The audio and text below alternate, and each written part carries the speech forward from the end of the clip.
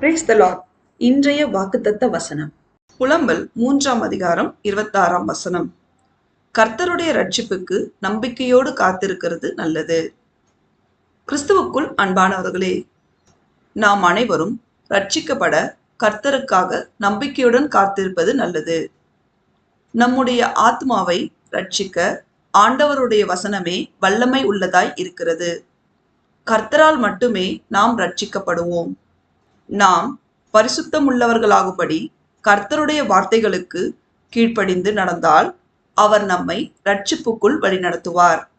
நாம் அனைவரும் இயேசு கிறிஸ்துவிற்காக நம்பிக்கையோடு காத்திருந்து அவரால் ரட்சிக்கப்பட்டு அவரையே சேவித்து அவருடைய மகா பரிசுத்தமுள்ள நாமத்தை துதித்து மகிமைப்படுத்துவோமாக. தேவன் நம் அனைவரையும் ஆசீர்வதிப்பாராக. ஆமேன்.